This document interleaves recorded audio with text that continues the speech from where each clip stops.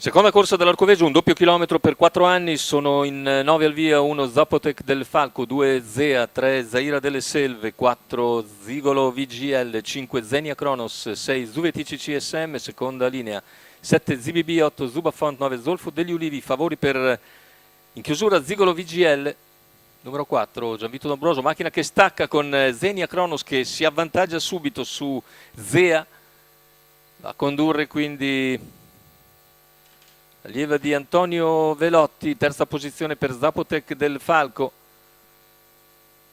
mentre all'esterno c'è Zigolo VGL che si trascina Zaira delle Selve, in coda è Zolfo degli Ulivi. Intanto completati i primi 214,9, ora il ritmo cala, con Zenia Kronos che continua a trascinarsi Zea e lo scatto di Zigolo VGL che si porta in breve su Zenia Kronos e attacca dopo i primi 400 metri in 39. Zigolo insiste su Zenia Kronos che ribatte, lo segue Zaira delle Selve. Intanto Zigolo prova a parcheggiare in seconda posizione, operazione che riesce dopo 646,1. A questo punto è Zaira delle Selve che si porta su Zenia Kronos. Cavalli al completamento ormai del giro, con Zaira all'esterno di Zenia Kronos, 800 in 1, 1 e 4, 15,3 il parziale. Zaira insiste su Zenia. Al largo c'è anche Zuvetici CSM che copre e supera Zigolo VGL. Intanto il chilometro se ne va in 1,17 netto.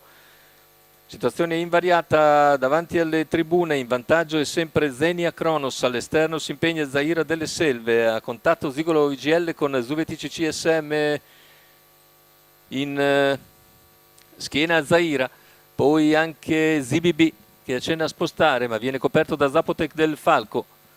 Situazione invariata quando siamo a 850 dalla conclusione. È sempre Zenia Kronos a condurre, il parziale ora in 15,8. Zaira si impegna all'esterno, Zigolo lungo la corda, poi Zuvetici CSM, ancora ZBB e Zapotec del Falco. 500 scarsi alla conclusione, insiste nuovamente Zaira e va su Zenia Kronos, parziale in 15,4.